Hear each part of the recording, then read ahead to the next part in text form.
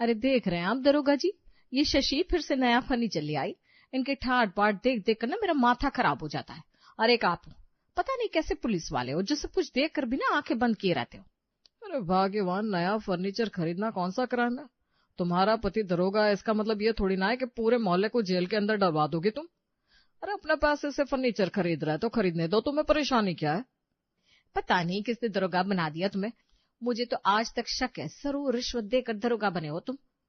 दरोगा वाले एक लक्षण नहीं है तुम्हारे अंदर। भाग्यवान, मुझे दरोगाई करने कहाँ देती हो तुम ही दरोगा बनी रहती हो। हाँ भाई, मान लिया मेरी तो बुद्धि थोड़ी धीमी चलती है। तुम ही बता दो, ये पड़ोसियों का फर्नीचर देखकर ऐसा क्या नजर आ गया तुम्हें जो मुझे नजर नहीं आ रहा? वही नजर आ गया जो किसी भी आम आदमी को एक झटके में नजर आ जाता है। अच्छा आप ही बताओ, ये शशि कहाँ से इतना पैसा ला रही है कि रोज रोज उनके घर में कुछ ना कुछ नया आता ही रहता है। अभी पिछले महीने नई स्कूटी लेकर आई थी। इसके पति की चमचमाती गाड़ी देखी या वो भी नहीं दिखी? अरे भाई, सरकारी अफसर है हिरेन भाई, सरकार महीने की अच्छी खासी तनख्वाह देती है। अगर नया फर्नीचर खरीद भी लिया तो इसमें कौन सा पहाड़ टूट पड़ा। तुम ऐसा करो, अपने काम पर ध्यान दो, ज्यादा यहाँ वहां ताक झांक मत क्या करो। अरे तो मैं कौन सा पड़ोसियों के घर में झांकने गई थी? जब रोज रोज मोहल्ले में रिक्शे से सामान उतरेगा तो वो नजरों में तो आएगा ही ना। आप मानो या ना मानो, लेकिन मुझे साफ साफ नजर आ रहा है कि दाल में कुछ तो काला जरूर है। मैं अभी अगर पूरी छानबीन करके ये साबित ना कर दूं ना कि ये शशि और हिरेन कुछ काला सफेद कर रहे हैं, तो मैं अभी दरोगा की बीवी नहीं। कहने को तो पूर्ति के अपने घर में भी किसी चीज की कोई कमी नहीं थी, लेकिन अब अपने मन को बेचारी पूर्ति समझाए तो भी कैसे, क्योंकि उसकी नजर तो 24 घंटा अब सिर्फ और सिर्फ शशि के दरवाजे की ओर लगी रहती थी। एक सप्ताह के बाद, अरे दरोगा जी जल्दी बाहर आइए। अरे बाबा, थाने के लिए लेट हो जाऊंगा मैं, जो भी बात है साफ साफ बोलो। देखिए मैं ना कह रही थी, जरूर कुछ काला सफेद कर रहे हैं ये पड़ोसी। देखो घर के बाहर सजावट हो रही है इनके, इसका मतलब कुछ पार्टी शार्टी होगी आज। आप ही बताओ, पिछले हफ्ते नया फर्नीचर खरीदा और अब पार्टी दे रहा है। ऐसी कौन सी मीलें चल रही इनकी कि पैसों की नदियां बह रही हैं? थोड़ा तो दिमाग पर जोर डाला करो। ऐसा है भाग्यवान, थाने में ही मेरे पास तहकीकात करने के लिए बहुत केस है। ये मोहल्ले के छोटे छोटे केस मैं तुम्हें सौंपता हूँ, तुम हैंडल कर लो। अच्छा फटाफट से मेरा नाश्ता निकालो, मुझे थाने के लिए लेट हो रहा है। तुम तहकीकात करो और मुझे रिपोर्ट दे देना बाद में। अगले कुछ ही घंटे में पड़ोसन शशि का घर फूलों से सज गया था और पार्टी में आने वाले मेहमान का आना जाना शुरू हो गया था, जिसे देखकर पूर्ति के सीने पर सांप लौट रहे थे। अगले दिन सुबह, अरे चांदनी देखा तूने, इस शशि के ना बड़े ठाट बाट हो रहे हैं। पता नहीं कहाँ से इतना पैसा आ रहा है। रोज कुछ ना कुछ चलता ही रहता है उनके यहाँ। कभी नया फर्नीचर आ रहा है, कभी शॉपिंग, करवा चौथ पर नई ज्वेलरी खरीदी थी और अभी कल एनिवर्सरी की इतनी बड़ी पार्टी दे डाली। अरे मैं तो कह रही हूँ, भगवान ने ऐसी ही सरकारी नौकरी मेरे पति को दी होती ना तो मजा ही आ जाता, जिसमें रोज बारिश की तरह पैसा बरसता और फिर हमारे जैसे लोगों को भी अपने सारे शौक पूरे करने का मौका मिल जाता। इसका मतलब तुझे भी यही लगता है ना कि इतना ठाट बाट शान शौकत जरूर रिश्वत के पैसों से आ रहा है। एक नंबर की कमाई से कोई इतनी ऐश लूट नहीं सकता। इसमें सोचने जैसी क्या बात है, ये बात तो सब जानते हैं, लेकिन अब जलने से होगा क्या। अपनी अपनी किस्मत है भाई। और फिर तुम्हारे हस्बैंड भी तो पुलिस में है ना, उनकी भी तो सरकारी नौकरी है। अब ऐसा तो है नहीं ना कि पैसा सिर्फ शशि के यहाँ बरस रहा है। हाँ, बस बात अलग ये है कि तू कभी दिखाती नहीं है।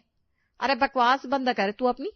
मेरे हस्बैंड ईमानदार पुलिस अफसर है, उनका काम है करप्ट और भ्रष्ट लोगों को पकड़ना, ना कि खुद करप्शन करना।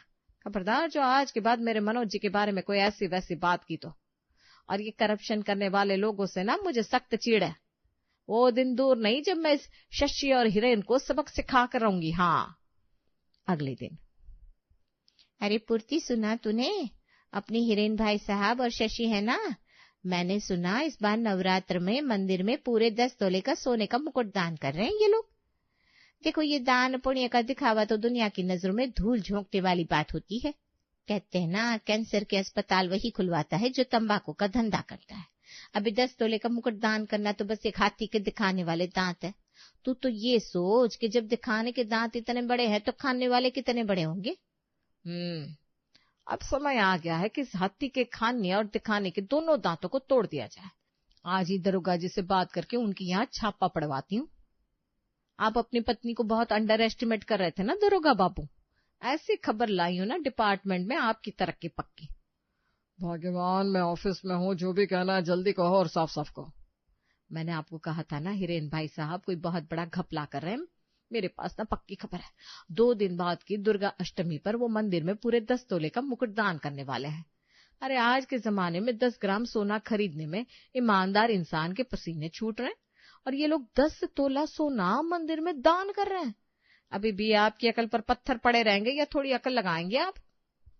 तुम ही बताओ, अगर वो मंदिर में मुकुट दान कर भी रहे हैं तो इसमें मैं क्या कर सकता हूँ? ये लो जी, अब ये भी मैं ही बताऊं? कहो तो तुम्हारी जगह थाने में ड्यूटी बजाने मैं ही चली जाया करूं। अरे छापा पड़वाइए उनके घर पर। रेड पिक्चर नहीं देखी आपने? अजय देवगन ने क्या कहा था? वो सारी ज्वेलरी जिसकी रसीद नहीं होती ना, उसे काला धन माना जाता है। तो आप भी उनके यहाँ अपनी टीम के साथ छापा मारिए और जो कुछ भी मिले ना सब जब्त कर लीजिए। इतना सारा सोना सरकारी खजाने में जमा करवाएंगे तो पूरे डिपार्टमेंट में वाह वाह हो जाएगी आपकी।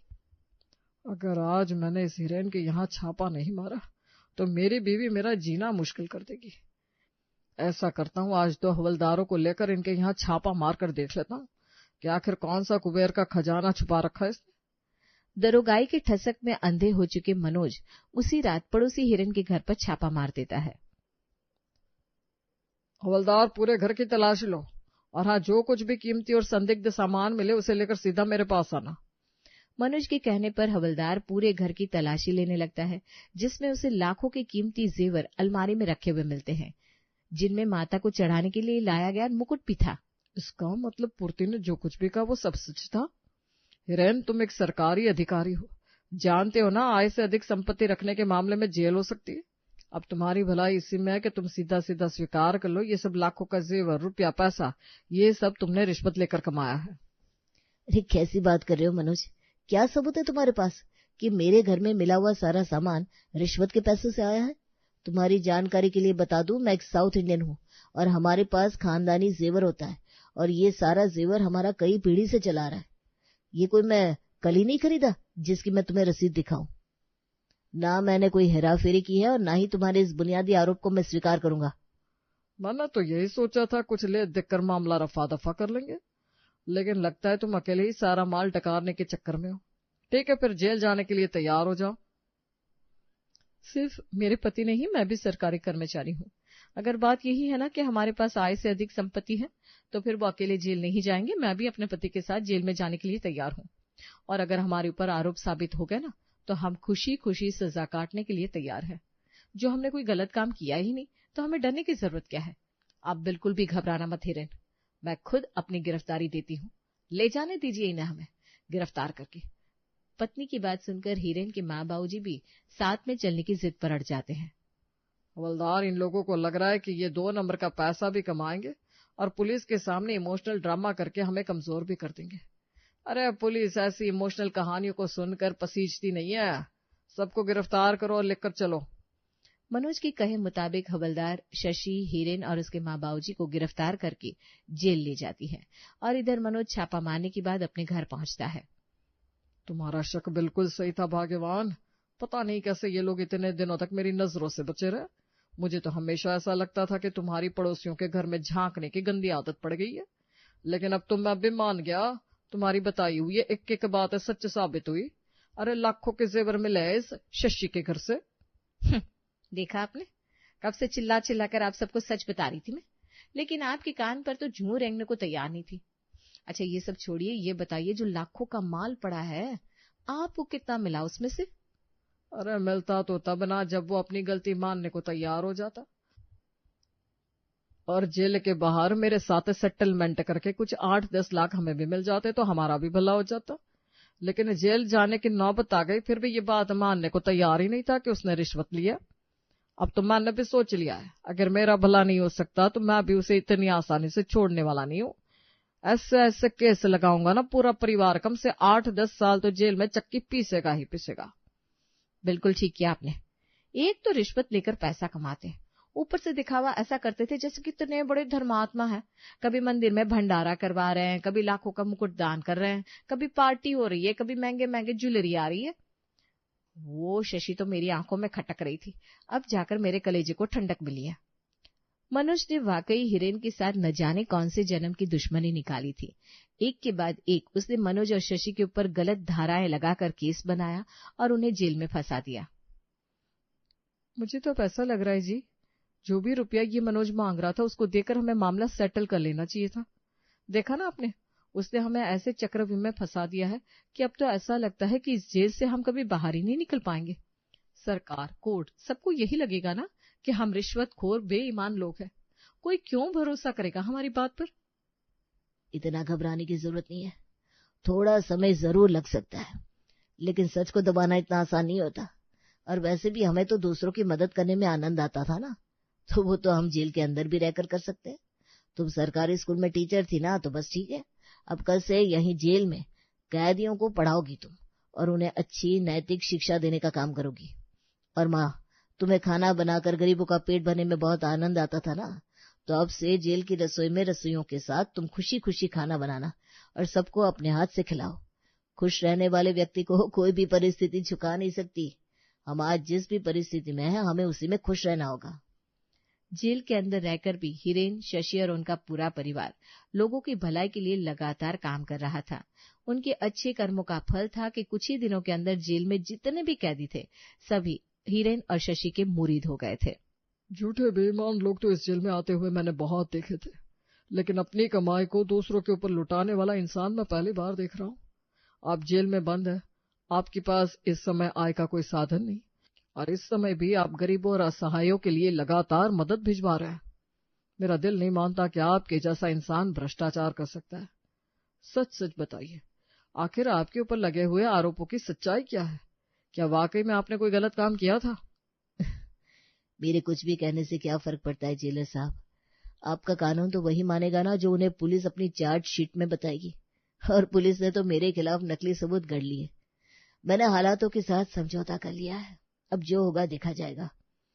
आपके कहने का मतलब यह है कि किसी ने जानबूझकर आपको फंसाया है, लेकिन ऐसा कौन करेगा? क्या आपके केस में पुलिस ने तफ्तीश नहीं करी? आप पुलिस को अपना सच बताइए। पुलिस को मैं अपना क्या सच बताऊं? पुलिस ने मुझे इस झूठे केस में फंसाया है। दरोगा मनोज सिंह मेरा पड़ोसी था। अपनी पर्सनल जलन के चलते उसने मुझे झूठे केस में फंसाया और एक के बाद एक गलत आरोप लगाकर मेरी बेल कैंसिल करवाता चला गया।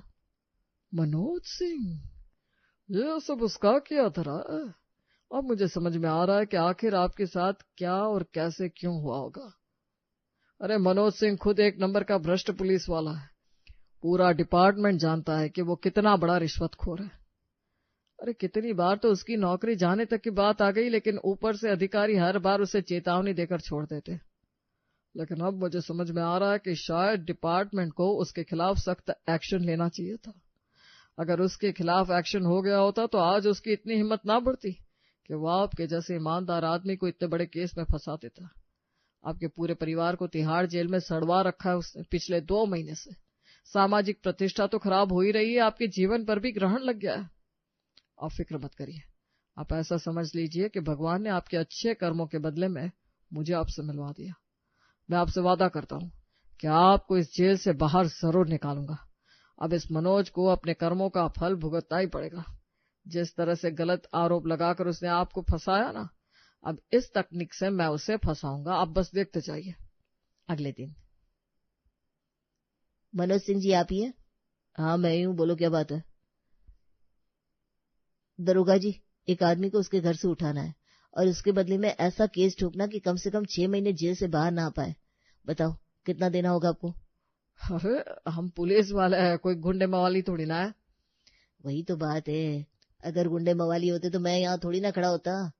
मुझे जान से नहीं मरवाना है, मैं तो बस सामाजिक रूप से चोट पहुंचाना चाहता हूँ।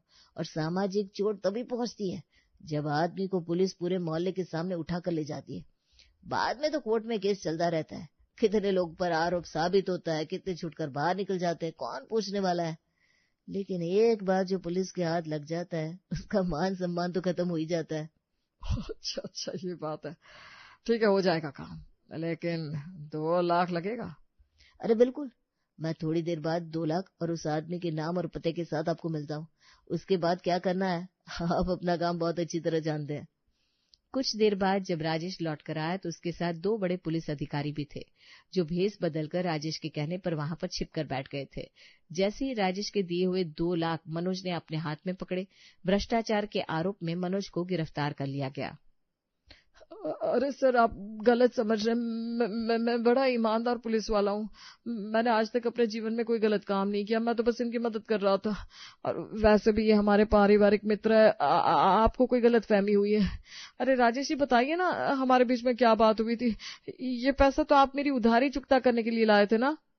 नहीं सर, झूठ बोल रहे हैं दरोगा जी। मैंने इनसे कोई उधारी नहीं ली और ना ही ये पैसा मैं कोई उधारी चुकता करने के लिए लाया था। इन्होंने एक आदमी को गैर कानूनी तरीके से फंसाने के बदले में 2 लाख की रकम मांगी थी मुझसे। ये वही रकम है। और हाँ मनोज जी, आपकी जानकारी के लिए बता दूं, ये सारा आपको फंसाने के लिए रचा गया शिकंजा था। मैं खुद अंडर कवर पुलिस ऑफिसर हूँ। अब आपका ये गंदा खेल खत्म होता है, चलिए अंदर। मैंने सुना है आपको बहुत शौक है लोगों को तिहाड़ में बंद करवा कर चक्की पिसवाने का। चलिए इसी बहाने थोड़े दिन आप भी तिहाड़ में रहकर चक्की पीसने का अनुभव ले लीजिए, आपके काम आएगा। जेलर ने अपना किया हुआ वादा निभाया था।